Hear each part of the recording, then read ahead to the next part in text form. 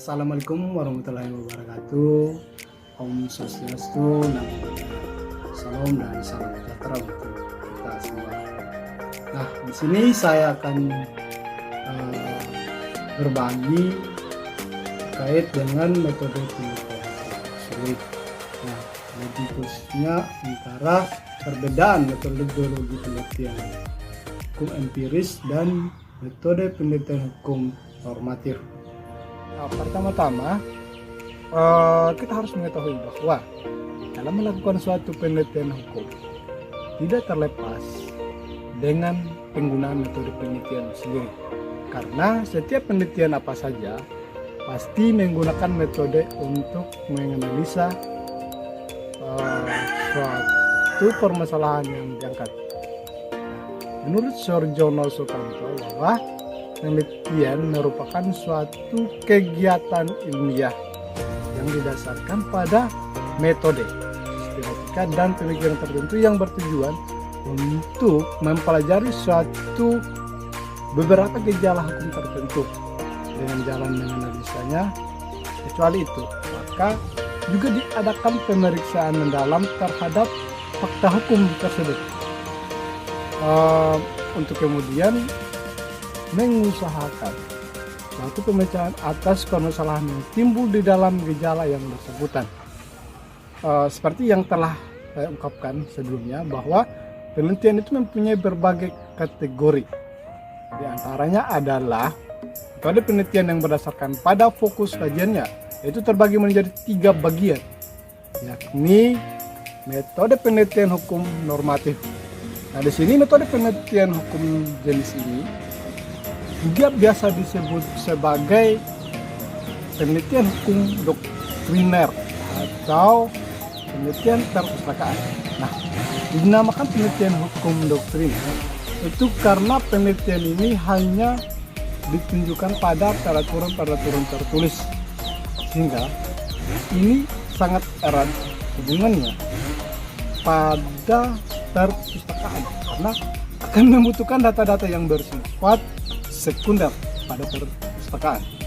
Nah, sehingga dalam penelitian hukum normatif itu yang ditulis atau yang dikaji itu dari berbagai aspek, seperti aspek teori, filosofi, perbandingan, struktur atau komposisi, dan kekuatan mengikat suatu undang-undang serta bahasa yang digunakan. Itu adalah bahasa hukum.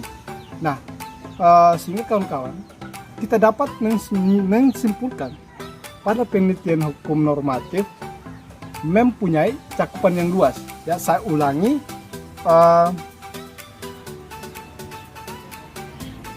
ya. Jadi sehingga itu dalam penelitian hukum normatif ini kita dapat menyimpulkan pada penelitian hukum normatif itu mempunyai cakupan yang luas. Terus yang berikut, yang kedua, yaitu penelitian hukum normatif empiris. Jadi metode penelitian hukum normatif empiris ini pada dasarnya merupakan penggabungan antara pendekatan hukum normatif dengan adanya penambahan berbagai unsur empiris. Nah, sehingga metode penelitian normatif empiris mengenai implementasi ketentuan hukum normatif. Nah, dalam aksinya pada peristiwa hukum tertentu yang terjadi dalam suatu masyarakat. Untuk tim jenis ini terdapat 3 kategori, yakni non-judicial case study. Nah, ini merupakan pendekatan studi kasus hukum yang tanpa konflik, sehingga tidak ada campur tangan dengan pengadilan sendiri.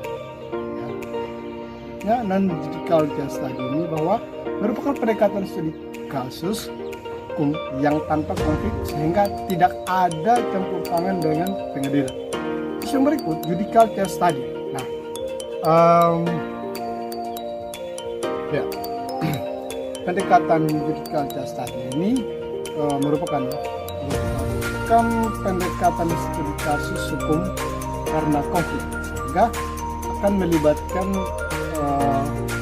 campur tangan dengan pengadilan untuk memberikan keputusan penyelesaian jurisprudensi. Terus berikutlah case study. Nah, case study ini merupakan pendekatan pada suatu peristiwa hukum yang prosesnya masih berlangsung atau belum berakhir, ya, seperti itu. Terus yang berikutnya itu ialah yang terakhir di sini, metode penelitian hukum empiris. Nah, metode penelitian hukum empiris adalah suatu metode penelitian hukum yang berfungsi untuk melihat hukum dalam artian nyata dan meneliti bagaimana bekerjanya hukum di lingkungan masyarakat. Dikarenakan dalam penelitian ini meneliti orang dalam hubungan hidup di masyarakat, maka metode penelitian hukum empiris dapat dikatakan sebagai penelitian hukum sosiologis. Nah, sehingga dapat dikatakan bahwa penelitian hukum yang diambil dari fakta-fakta yang ada dalam suatu masyarakat, badan hukum atau badan pemerintahan. Nah, saya ulangi bahwa metode penelitian hukum empiris ini ya, itu bukan kajian-kajian nyata atau fakta-fakta yang terjadi yang merupakan persoalan hukum di lingkungan masyarakat sendiri, baik di masyarakat, badan hukum atau badan pemerintah. Nah, kawan-kawan, sekian penjelasan singkat dari saya terkait dengan perbedaan metodologi penelitian